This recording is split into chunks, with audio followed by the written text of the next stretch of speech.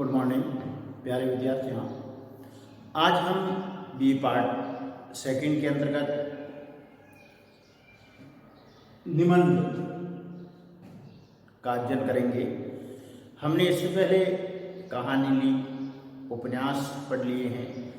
आज हम पढ़ेंगे निबंध साहित्य का विकास कैसे हुआ, किस प्रकार से यह प्रारंभिक निबंध लिखे जाते थे और निबंध कहते किसे हैं। इन सब का अपन यहाँ विस्तृत विवेचन करेंगे कि किस प्रकार से निबंध की उत्पत्ति हुई।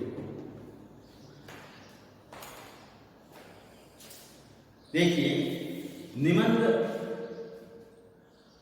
का अर्थ और उसका स्वरूप अपन पढ़ेंगे। यहाँ पर निबंध शब्द की परंपरा बहुत पुरानी है, प्राचीन परंपरा है, किंतु अब तक और अब के अर्थ में, यानी पुराने अर्थ में और वर्तमान में, तब के अर्थ में और अब के अर्थ में स्पष्ट अंतर जो है वह दिखाई जाता है। यानी पुराने निबंध और वर्तमान के निबंध में बहुत कुछ अंतर है और यह अंतर जो है स्पष्ट दिखाई जाता है। साधारणतः निबंध का अर्थ होता है बंधन में बंधी हुई कोई वस्तु। सीधा सा इसका अर्थ ये होता है कि बंधन में बंधी हुई कोई वस्तु वह निबंध है। इस आधार पर निबंध साहित्य की वह विधा है जिसमें प्रयत्नपूर्वक एक एक वाक्य को जमा कर रखा जाता है। क्या है? पहले अपन ने क्या कहा है कि निबंध हम उसे कहेंगे जो बंधन में बंधी हुई कोई वस्तु हो, और इस प्रकार से और इसी अर्थ को अपन आगे बढ़ाते हैं। तो इस आधार पर निबंध साहित्य का अर्थ होता है कि जिसमें प्रयत्नपूर्वक एक एक वाक्य को जमा करके रखा जाता है। निबंध जो मूलतः संस्कृत साहित्य का शब्द है और इसकी व्याख्या में कहा भी गया है। क्या कहा है? निबंधातिथि निबंध। क्या कहा है? निबंधातिथि निबंध। अर्थ की दृष्टि से निम्नलिखित दो व्युत्पत्तियों के प्राचीन रूप और अर्थ को स्पष्ट करने में सहायक हो सकती हैं।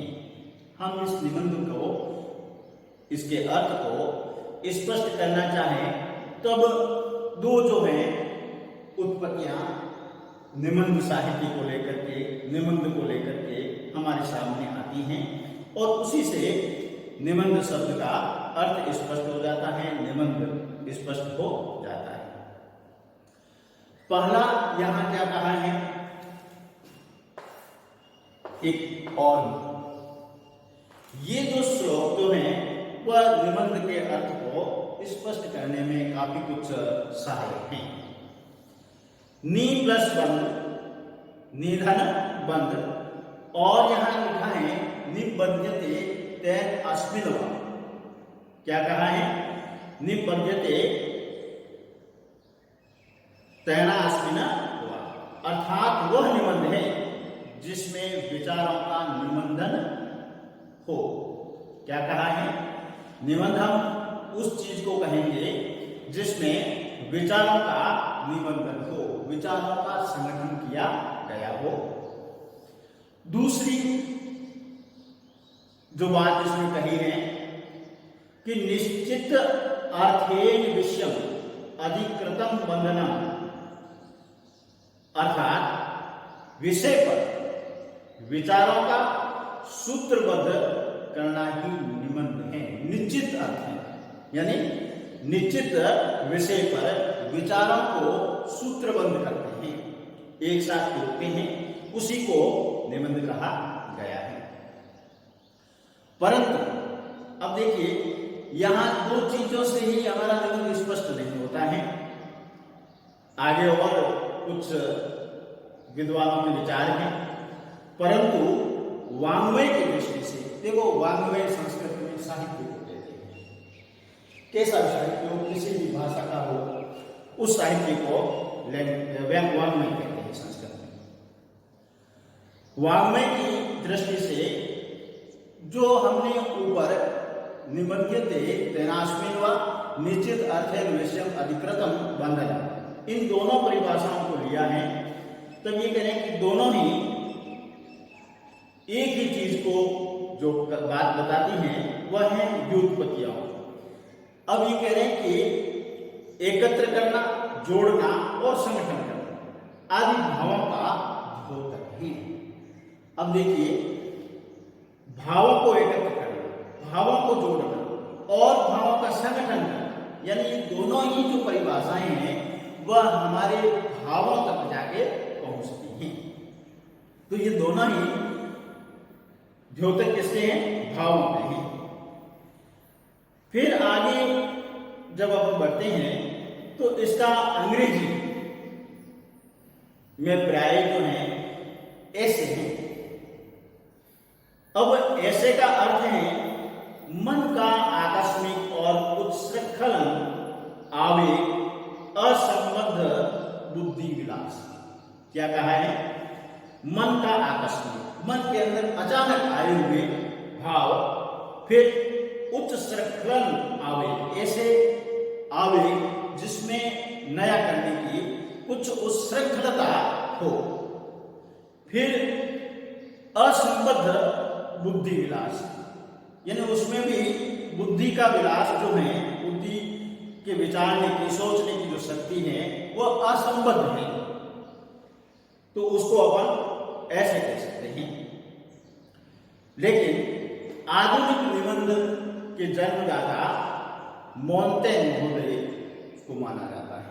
किसको माना जाता है? मोंटेन। ये आधुनिक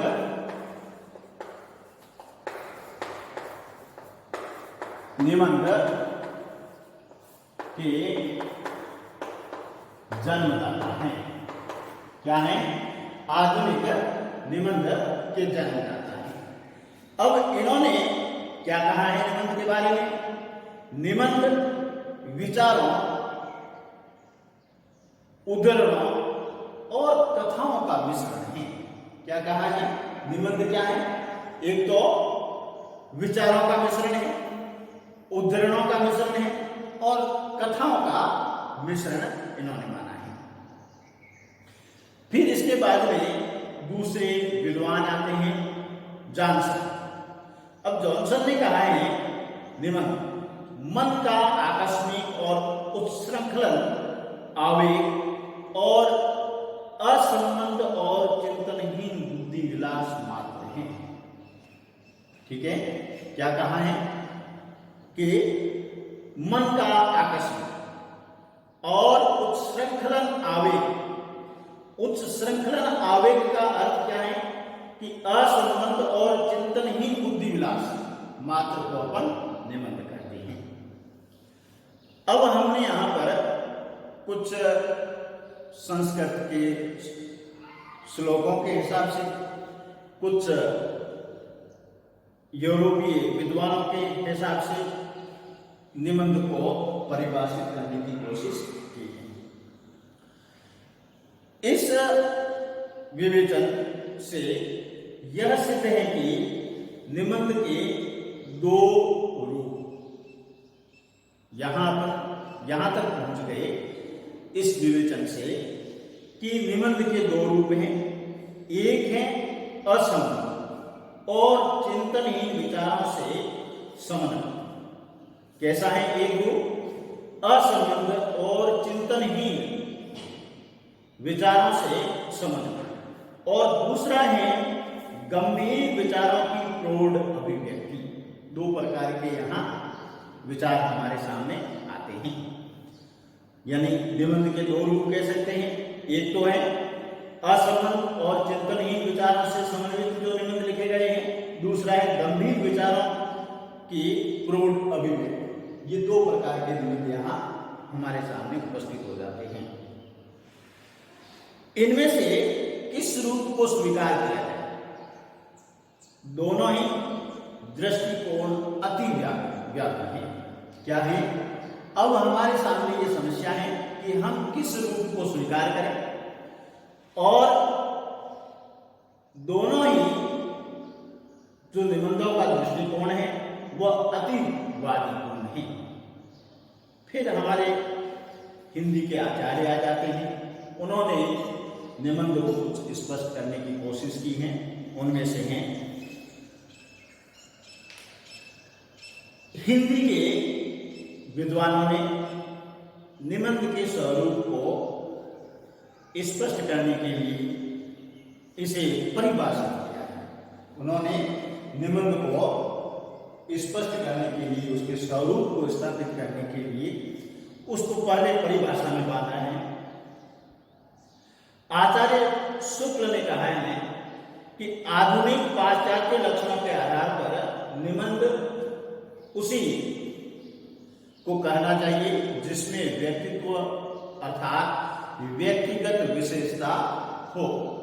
क्या कहा है इन्होंने कि आधुनिक और पाश्चात्य लक्षणों के आधार पर, यूरोपीय और आधुनिक लक्षणों के आधार पर निबंध हम उसी को कहेंगे या हमें कहने चाहिए जिसमें व्यक्तित्व हो या फिर व्यक्तिगत विशेषताएं जिसमें मौजूद हो, उसको अपन निबंध कहते हैं। तो यहां पर अपन कह सकते हैं कि व्यक्ति की व्यक्तिगत अभिव्यक्ति को अपन निबंध कहते हैं। फिर आते हैं हमारे डॉक्टर गुलाब राय। गुलाब राय के मत से निबंध उस गद्य रचना को कहते हैं जिसमें सीमित आकार के भीतर किसी विषय का वर्णन या प्रतिपादन एक निजीपन का अर्थ है व्यक्तिगत, स्वच्छंद और सौष्ठव सजीवता तथा आवश्यक संगति और संबद्धता के साथ किया गया है। यहाँ किन चीजों का ध्यान रखना है कि हम एक तो उसका सीमित आकार के भीतर, आकार उसका छोटा हो और उस सीमित आकार में किसी विषय का वर्णन हो या विषय का प्रतिपादन निजी पद से हो, व्यक्तिगत रूप से हो। फिर उसमें स्वच्छता हो और सौष्ठवता हो, सजीवता हो तथा आवश्यक संगति और संबद्धता के साथ में किया गया हो, तो उसको अपन निबंध कहते हैं। इनके पश्चात बाबू श्याम सुंदर दास के विचारानुसार निबंध उस लेख को कहा जाना चाहिए या कहा जा सकता है जिसमें किसी गहन विषय पर विस्तार और पांडित्यपूर्ण विचार किया गया हो। क्या कहा है कि निबंध हम उस विधा को कहेंगे या उस लेख को कहेंगे जिसमें किसी गहन विषय पर विस्तार पूर्वक, विस्तृत और पांडित्यपूर्ण यानी कलापूर्ण विचार पेश किया गया हो, तो उसको अपन निबंध कहते हैं।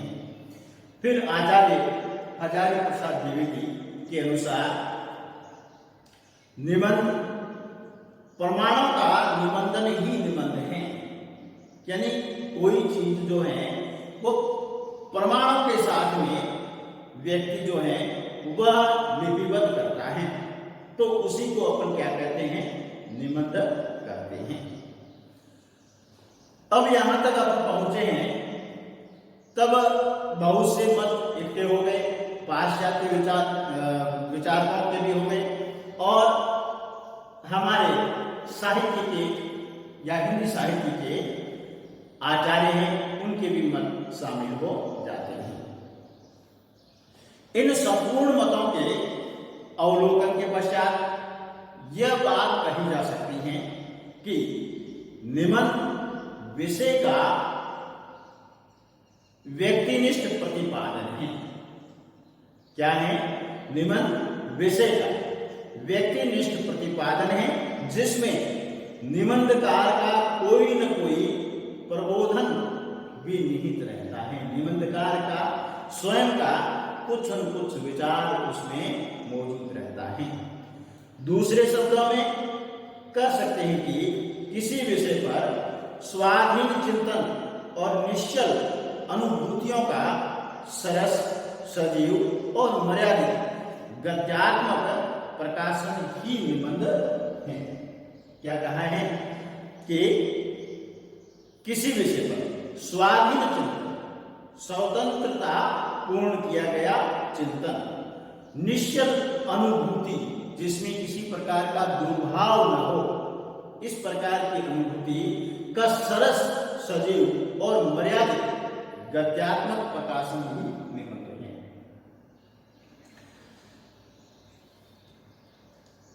अब देखिए, निबंध की विषय वस्तु के वर्णन, विवेचन और प्रकटीकरण आदि के आधार पर उसके सामान्य 4 भेद किए गए हैं। किसके आधार पर? विषय वस्तु के वर्णन के आधार पर और उसके विवेचन के आधार पर हमने इसके 4 भेद किए हैं। पहला भेद है वर्णात्मक, फिर है विवरणात्मक, भावात्मक और विचारात्मक। तो ये 4 भेद हैं। हम सबसे पहले देखेंगे कि वर्णात्मक निबंध है वह कैसे होते हैं। वर्णात्मक निबंध उन निबंधों को कहते हैं जिनमें प्रायः भूगोल, यात्रा, वातावरण, ऋतु, तीर्थ, दर्शनीय स्थान, मेले, तमाशे, पर्व, त्योहार आदि विषयों का वर्णन किया गया हो। क्या है? भौगोलिक या भूगोल का वर्णन जहां हो, कोई यात्रा का वर्णन जिसमें हो, किसी वातावरण के दृश्य को निबंध में बांधा हो, ऋतु का जिस निबंध में जिक्र हो, तीर्थ विशेष का या दर्शनीय स्थान विशेष का, कोई मेले हैं, तमाशे हैं, पर्व, त्योहार आदि को विषय बना करके जब अपने विचार लेकर उस निबंधन में बांधता है तब उसको निबंध कौन सा कहते हैं? वर्णात्मक निबंध कहते हैं, क्योंकि वहां वह सबका वर्णन करता है। फिर दूसरा आता है विवरणात्मक। किसी वृत्तांत या घटना का विवरण प्रस्तुत किया जाए। किसी वृत्तांत का या किसी घटना का वर्णन जहां प्रस्तुत किया जाता है वहां विवरणात्मक निबंध होता है। फिर आता है विचारात्मक निबंध। विचारात्मक निबंध उन निबंधों में या उन निबंधों को कहा जाता है जिनमें किसी नवीन तथ्य आदि का प्रतिपादन, विवेचन, विश्लेषण और स्पष्टीकरण होता है। क्या कहा है कि उन निबंधों को हम विचारात्मक निबंध कहेंगे जिसमें नवीन तथ्य हो और उन नवीन तथ्यों का प्रतिपादन किया गया हो, उन नवीन तथ्यों का विवेचन किया गया हो, उन नवीन तथ्यों का विश्लेषण किया गया हो या फिर उन नवीन तथ्यों को स्पष्टीकरण के साथ में समझाया गया हो। तो ऐसे निबंधों को हम विचारात्मक निबंध कहते हैं। चौथा हमारा निबंध आता है भावात्मक निबंध। इन भावात्मक निबंधों में लेखक की शैली में भावुकता अधिक होती है और इसमें हार्दिकता की प्रमुखता रहती है। यानी इन निबंधों में भावात्मकता आ जाएगी तो सीधा सा अर्थ है कि इस निबंधों में या इन निबंधों का सीधा जुड़ाव जो है हमारी भावना से होगा, हमारे हृदय से होगा। तो ये कह रहे हैं कि यहाँ पर हार्दिकता की प्रमुखता रहती है, हृदय की प्रमुखता रहती है। अब हमने यहाँ पर निबंध शब्द को स्पष्ट कर दिया, निबंध के भेदों को स्पष्ट कर दिया कि किस प्रकार के निबंध 4 भेद होते हैं, वर्णनात्मक, विवरणात्मक, भावात्मक और विचारात्मक। अब हमारा रहता है निबंध की प्रमुख शैलियां कौन सी होती हैं। निबंध में प्रयोग की जाने वाली जो शैलियां हैं उसमें समास शैली है, व्यास शैली है, धारा शैली भी कहते हैं इसको, तरंग शैली भी कहते हैं, विक्षेप शैली भी कहा जाता है। अब देखिए समास शैली में कौन से निबंध लिखे जाते हैं। समास शैली में विचारात्मक निबंध लिखा जाता है और जिस निबंध में समासिक शब्दों की अधिकता होती है वह हमारा विचारात्मक निबंध है, और वहां समासिक शब्द अधिक हैं तो वहां समास शैली है। दूसरी आती है व्यास शैली। व्यास शैली के अंतर्गत वर्णनात्मक और विवरणात्मक निबंधों को रखा गया है, क्योंकि यहाँ पर हर एक चीज की वर्णन किया जाएगा, विवरण किया जाएगा, व्याख्या से समझाया जाता है, इसलिए इस शैली को व्यास शैली कहा है। फिर देखिए धारा, तरंग, विक्षेप, ये तीनों ही एक ही शैली के नाम हैं और इसमें भावात्मक निबंध लिखे जाते हैं। तो देखिए हमने आज 3 चीजों का विश्लेषण पढ़ा है। पहला तो निबंध शब्द के अर्थ को और उसके स्वरूप को हमने समझा। क्या समझा? निबंध के अर्थ और स्वरूप को। फिर निबंध के अर्थ को स्पष्ट किया हमने। उसके बाद में जो यूरोपीय साहित्यकार थे, पहले संस्कृत के साहित्यकारों के माध्यम से, फिर यूरोपीय साहित्यकारों के माध्यम से, फिर हिंदी आचार्य के माध्यम से निबंध शब्द को हमने परिभाषित करके उसको निश्चित परिभाषा में स्थान दिया। फिर हमने निबंधों के भेद किए और फिर इन निबंधों के भेद करके हमने निबंध कौन सी शैली में लिखे जाते हैं उनका विवरण दिया। कल हम पढ़ेंगे कि निबंध जो है कितने प्रकार के होते हैं और निबंधों को कितने भागों में बांटा गया है। निबंध को 4 भागों में बांटा है, भारतेंदु, द्विवेदी, शुक्ल, आचार्य शुक्ल युग और शुक्लोत्तर युग के रूप में। हम कल जो हैं भारतेंदु युगीन निबंधों को पढ़ेंगे। आपको हमारा ये YouTube चैनल कैसा लगता है? आप इस पे कमेंट कीजिए, लाइक कीजिए और शेयर कीजिए। धन्यवाद।